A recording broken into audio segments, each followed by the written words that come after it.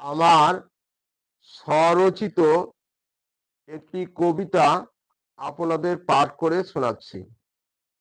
কবিতাটির নাম দুর্নীতির কাহিনী। কবি দিলীপ কুমার মণ্ডল। দয়া করে আপনারা আমার ভিডিওগুলিতে অবশ্যই সাবস্ক্রাইব করে দিবেন।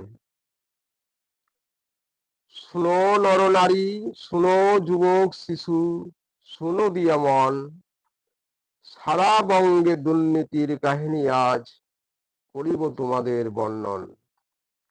দুর্নীতিবাজ বহু নেতা নেত্রী মিলে গড়ে দুর্নীতির দল, ভোট লুটে গণতন্ত্র নির্বাচনে দুর্নীতিতে দেয় মন। ভোটে জিতে ক্ষমতা পেলে গরিবের করে শোষণ, মিথ্যা কথা সত্য বানিয়ে মানুষের করে প্রেরণ পীড়ন। তাদের চুরি লুটে বঙ্গ আধারে জনগণে জাগে শিহরণ। গরিব মরে চায় না ফিরে, সবারে জ্বালায় অন্তর। দুর্নীতিতে রাজনীতি নবরং ধরে, দগ্ধ করে করুণ কঠোর।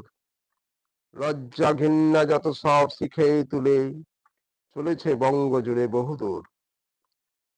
যুবক যুবতী পথে বসেছে, করেছে নিঃস্ব নির্গুণ। ফেলেছে দীর্ঘ শ্বাস অশ্রু ঝরে, নাহি আনন্দের পরিপূরণ। বিরামহীন চলেছে আত্মসাতে বাংলার সম্পদ লুণ্ঠন। সেজেছে সন্ধানী চোর সঙ্গোপনে, দুর্নীতির দ্বিধা দ্বন্দ্বে জীবন। পারাপার জটিল বেদনার তমক গহ্বরে, মহা অধম দুস্তু তারা বর্বর। করে না উন্নয়ন, চলে না সৎ পথে, এরাই বেদনার অশ্রু সাগর। নয়তো আদর্শবান সৎ চরিত্র সকলে, দুষ্টুর পদপ্রান্তে যুগ যুগান্তর। অর্থ পিপাসু এরা চরিত্রহীন জীবনে, ধ্বংসের পথে মহাসাগর। জড়ায়ে বহু কেলেঙ্কারি, ধরিত্রীর রঙ্গমঞ্চ করে বসতি স্থাপন। সভ্য সমাজ জাতি ধর্ম বর্ণ নির্বিশেষে এদের মূলে লাঞ্ছিতার কারণ।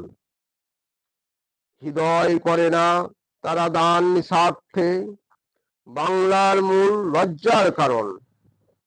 শুভ আশা শুভ ভাষা নেই উন্নয়নে, নেই শান্তি বিরাজমান।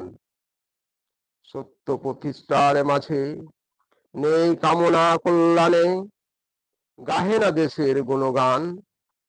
বিবেক মনুষ্যত্ব যত সব আছে আতঙ্কিতে, ফিরিয়ে দেয় না তারা অধিকার। রক্ষা করে না বাংলার দায়, বাঙালি হয়ে তারা নিত্য সৎকর্মে উদ্ধার।